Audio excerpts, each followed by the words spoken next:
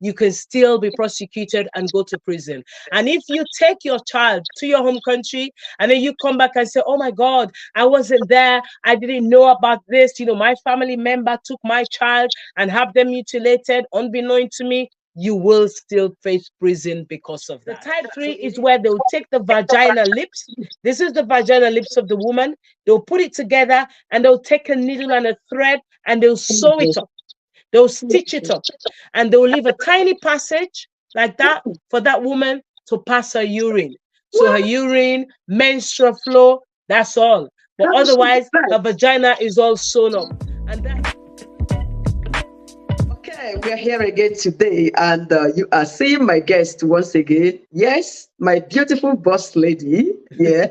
And I sincerely want to welcome her to my channel today. Shall we have you on again, Yema? Thank you. Thank you so much, Chi, for having me. Yes, I'm enjoying this. I don't think I want to leave now. I just want to stay and let's keep talking. All right. So today we shall be talking about FGM. That's a female genital mutilation. A lot of people do not know about the rules against or for this particular topic in the UK.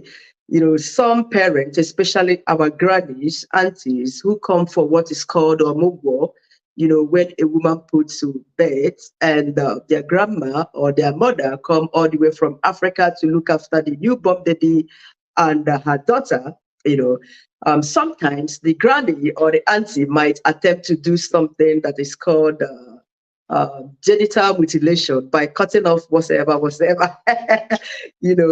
yes.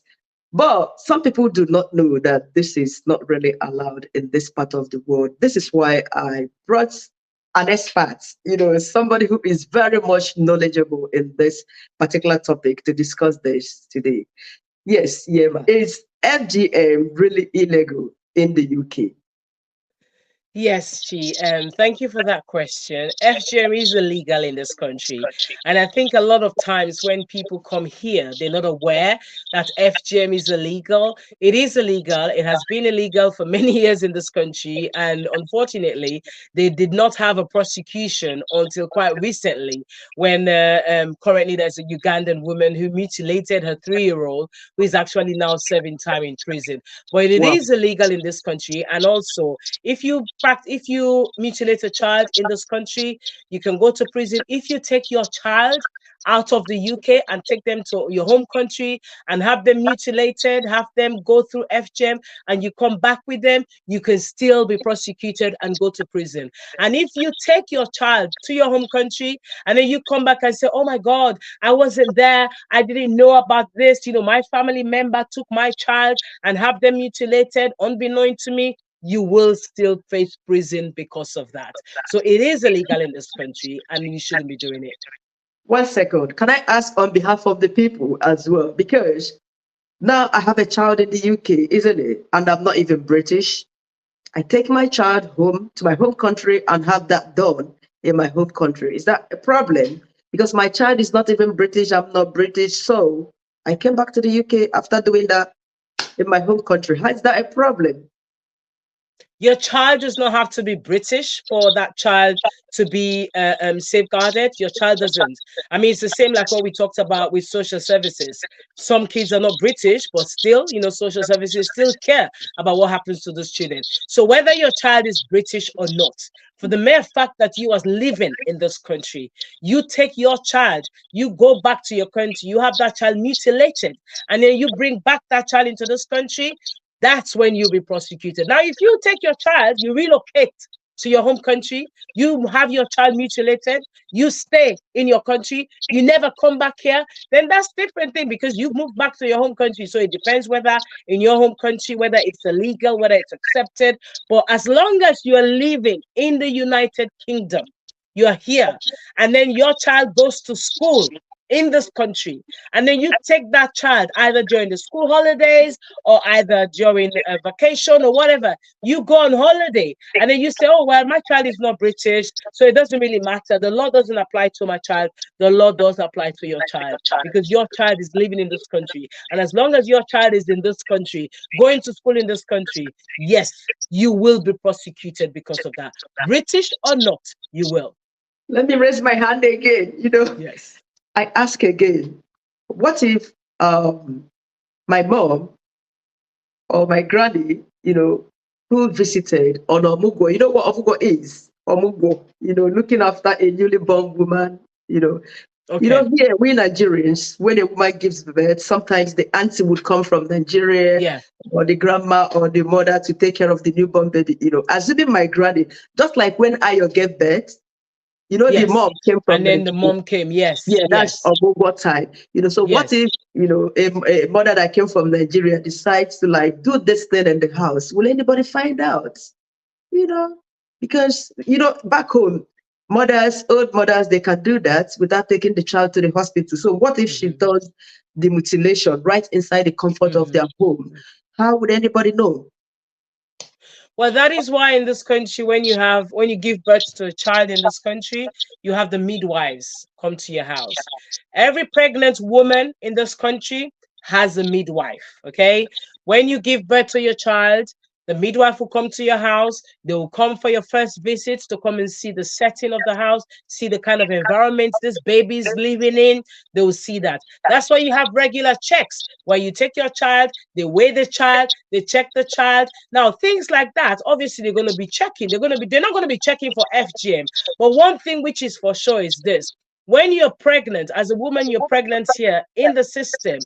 The moment you're from an FGM practicing community, now there are places in Africa where the percentage of FGM, the prevalence of it is very high, like Some Nigeria, Sierra Leone, where I am from, some a lot of countries, Sudan, Ethiopia, a lot of countries. So there are countries where these are the red flag countries, where if a woman is pregnant, if you're pregnant, you're from Nigeria or you're from Sierra Leone.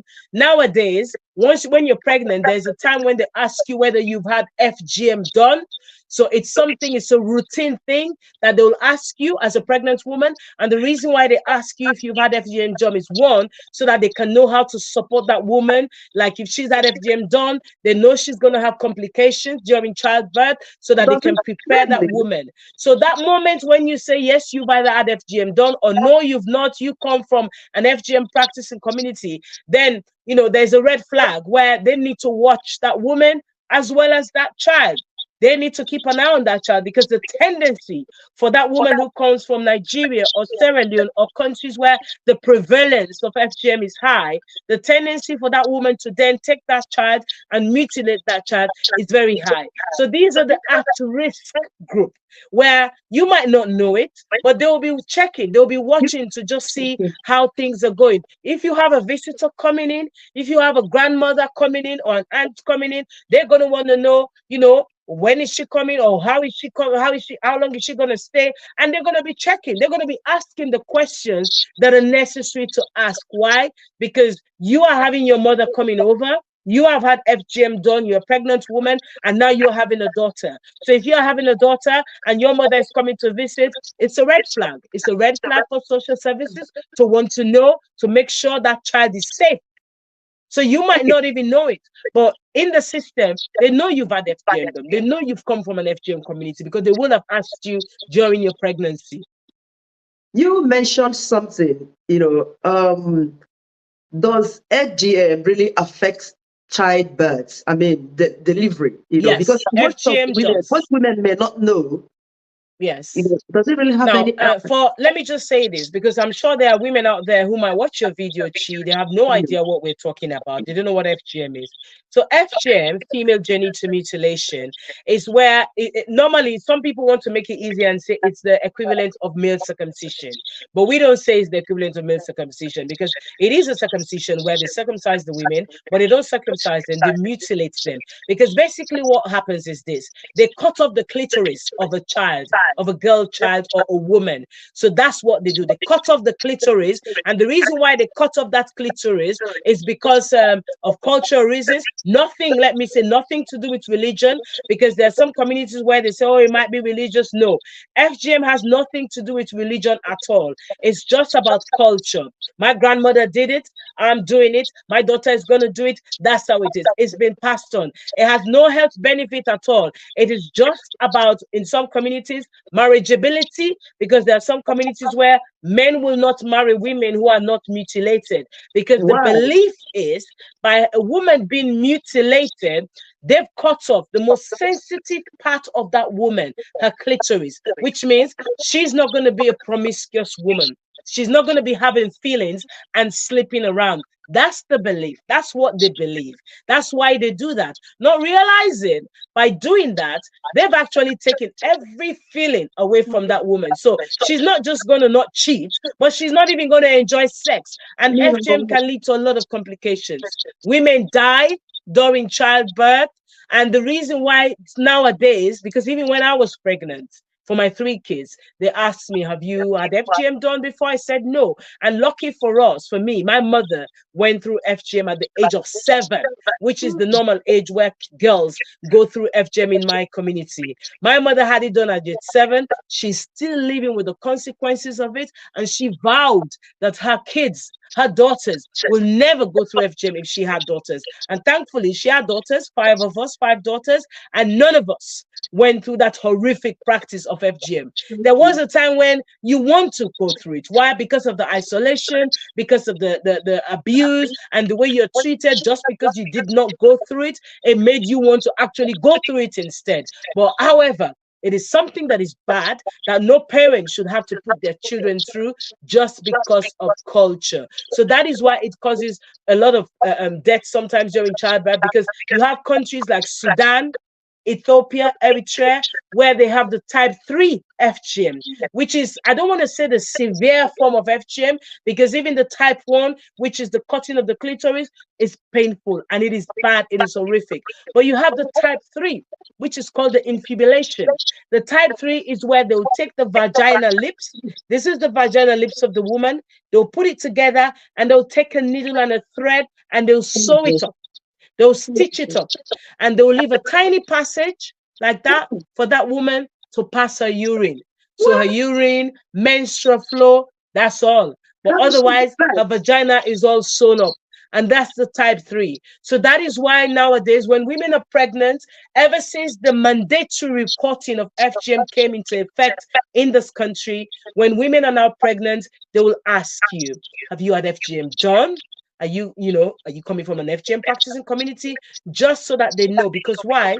If you've had type 3 and you're having a baby, that means your vagina is locked. It's sealed up. So how can you give birth to a baby? That baby can die. So if people are not aware of what's going on, your life will be at risk. Your baby's life will be at risk. That is why now they'll ask whether you've had FGM done, what type you've had done, just so that they can protect you as the mother and your unborn child as well. So, but yeah, FGM can lead to death. Women die, girls die because they bleed to death. In my home country, women are dying every day. Every time they go to have a baby, they die. And they still cannot make the connection between them having FGM done and them having a baby. We don't have the necessary tools to save them and the babies when these things occur. But it is sad. It's a sad thing that is happening that shouldn't be happening. And you made an important point there when you said, what if someone's mother or whatever is coming? Because that is what's happening now. They bring in the mothers, they bring in the grandmothers, and they're mutilating the children right in the comfort of their homes in the name of culture. No way. What if complication arises? Yeah. They begin to run to the hospital. It's bad. It's really bad. And, in all the years, because ever since I've been in this country, I've been campaigning against FGM. I've worked with the police. I train the police. I train social workers. I train teachers. I work with schools. I hold meetings with families, in terms, if families want to take their kids abroad, I get called in to have meetings to just make sure, what are you going for? What is it for? Because, we are finding that it's still happening. Unfortunately, it's still happening, and it's a hidden crime because it's this culture where people stick together. It's so sad that when it comes to bad things, we stick together to protect the bad things against our children. We stick together and bring our grandmothers, bring our older relatives to mutilate our children. Because why? There was a time when the focus is at the airport. You know, I used to sit on the Crown Prosecution Northeast board where we'll have meetings, you know, finding out about what's going on. And there was a time when, you know, there's been no prosecution in terms of FGM. And then the focus was at the airport. The Home Office, border forces are at the airport, where when people are going on holidays, they will ask you, so where are you going? What for? Especially when you have kids. But now the focus has changed. Nowadays, when I do training in schools, I say to teachers, don't just come to the school after the 6 weeks holidays and say, how many kids here went on holiday abroad? And then you have 10 kids put their hands up. And then your focus is now on the 10. The ones who put their hands down, you don't focus on them because you say, okay, they didn't travel.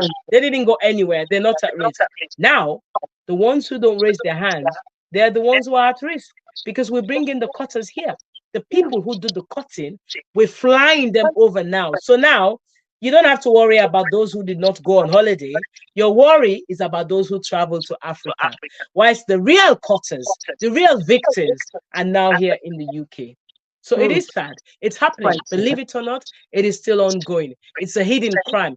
Communities stick together when it comes to bad things that we do against our children. They stick together, which is sad. Oh my goodness. Can I also ask, are there any other types of piercing that are considered illegal in the UK? Or does a mother need a permission to like pierce a newborn baby's ear? No, a mother doesn't need permission to pierce a newborn baby. That's her decision.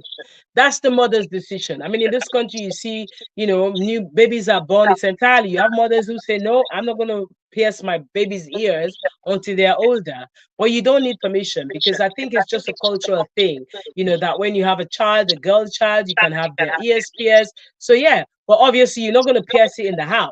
You know, you have to take the piercing, you know, take the child to, you know, registered places where they pierce the kids' ears. Not like back in Africa where you take one earring, shove it through the child's ears and pierce the ears. You know, anything can happen. So you actually need to take the child to somewhere where, you know, at least it's safe, where you can get that done. Because, you know, nowadays, especially when you have a girl child, they know that it's like a cultural thing, even in this country, everywhere, where you pierce the ears of a child. So you don't need permission because, you know, I have 2 girls, you know, and 2 of my girls, you know, I had their ears pierced, you know, because for whatever reason, because it's something that if you want to do, you do. If you don't want to do, you don't have to do. There are mothers who say, no, I'm not piercing my child's ears. I'm waiting for them to get older, and then they can decide if they want to. But then at the same time, it's entirely up to you. It's an individual thing. If you want to do it, you do it. It's entirely up to you. I'm just having a sober reflection, you know, thinking backwards. Yes, because I never knew that FGM could actually affect child birth. Oh, it does. I think with the FGM, maybe one day we should find a time where we can actually sit down and discuss about it lengthily, because it's not one of those topics where you just come and you just, you know, brush it briefly and then you move away. It is very, very deep. You know, women die because even nowadays, even in Sierra Leone, and women will tell you as well, people who watch this, they will tell you, women who have gone through FGM, they will tell you the consequences that they're living with up till now, you know, whereas some of them, it even affects fertility. You know, some women can't have kids anymore because of that. They can't have kids anymore because of that, because they went through a horrific FGM mutilation as a child. They can't have kids. Some women are still bleeding from since then till now. When they're bleeding, they bleed a lot because you lose a lot of blood. And a lot of kids have died in the process of it. In Sierra Leone, children are dying almost every day. When a child goes to have FGM, they bleed to death because they don't have nothing in place, especially when it's done back home. In my country, when it is done, they take the kids to the bush, you know, during the 6 weeks holidays. Mothers pay, they pay the cutters. How can you pay someone money to have your children mutilated like that in the name of culture, in the name of thinking that's going to make them to be married to a husband? You are just basically, what women do is you just sell your kids to these men, because what happens is that child is going to grow up to be an adult. Ask women who have gone through FGM, they have no sexual desires because they've taken it away. And that is the whole purpose of it. It's all about control. It's about the man, that man controlling that woman. Because if you as a man, you have a wife who has no sexual desire at all, every time you have sex with her, she's like a robot. She's just going to be lying there to please you. She's not going to enjoy sex at all, because they've taken the one thing that should make her enjoy sex. They've taken it away. That is what they do. So it's all about control, controlling women's sexuality. That's what it's about. This is deep, to be It's a honest. deep topic, and we're gonna This have is to find a deep. time when we can just dedicate good time Wow. to it and talk about Sure. it, because it's something that I'm so passionate about. And it's the sad reality is I feel sad to know that it is still happening. I feel Women are really still terrible, to mutilating be their honest. I children. feel Why on earth will you do that to a child? Why on earth will you do that? Why would you do that? It is sad. And don't get me wrong, there are women who would then argue, because I know somebody, there will be one person who would argue and say, oh, these English people, they want to take our culture from us. Let me tell you something. FGM is not culture. FGM is abuse on children. Anyone who says it's culture, it's abuse on children. Because you hear people say, oh, but what about in this country? Girls go, they do this to their vagina, they do that, but you don't see children go to saloons and do decorations on their vagina. You don't. You see children who are 17, 18 do that. You do. Not when they are 9, 10, their parents take them and say, please come and design my child's vagina for me. You don't see that, because sometimes people want to make that comparison to say, oh, what about the English? They have so many things that they do, but then they focus on us because we do it on children. We do FGM on children, innocent children. I didn't We know what take mine them, was we done. strip them naked, we open their legs. The mother is holding one leg, the cutter is holding one leg. Other people, sometimes four adults are holding one child on the ground, both hands, both feet, spread them apart. And then somebody, an old woman somewhere, takes a razor blade, takes a knife, take a scissors, take a broken glass, and cut off the clitoris of that child. And then you think that is culture? We have to reach to that place where we call FGM what it is. And that is, it's an abuse on innocent children. Until the day we realize that it is an abuse on innocent children who did not make the choice to have their clitoris chopped off, that's when we'll get somewhere to eradicating FGM. Unfortunately, it is not our culture. It is abuse. Then when you have said it all, I don't think you Mm. still have any general advice to give to women, especially those arriving this country, I considering think the only thing they've I would taken say place. to those arriving in this country, please realize that the laws in this country are not there to say to us, yes, you are now in our country, so you have to do what we say because our laws are the best. No, the laws in this country are there to protect our children, and I'm all for it. They are there to protect our children. So please, whatever law you come across, either be it FGM, don't sit there and say it's culture. It's not culture. It's culture when someone visits my house, I run to the kitchen, I make food, because culturally, when someone comes to you, you have to give them something. Yeah, embrace the good culture. Let us learn to embrace the good culture. But the cultures that put children at risk, the abuse, the FGM, the beating, the virginity testing, all this nonsense that we do in the name of culture, we need to put a stop to them because they're affecting our children mentally, physically, emotionally, and it will affect them even into their adulthood. We will not give them the chance to enjoy their adulthood because of what we're putting them through. Let us remember that sometimes what we think as parents we're doing in the interest of our children, we're actually doing them more damage than good. Wow. Thank you very much. Thank you very much. I really appreciate this. Yes, and I hope this would help a lot of us, myself, so many other parents watching this to learn to desist from this very And if act. Thank you anybody has so any much. question, please let them feel free. Put my page, let them follow me and ask any question. I'm happy to answer any question you might have. It doesn't matter where you are because that's why we are here to empower each other. All right. Thank you very much Thank once you, Chief. again. Yes, Thank I you for having me totally again. appreciate you. God Thank bless you. you. Thank you. Thank you. Thank Bye you. for now. Bye. Bye. Bye.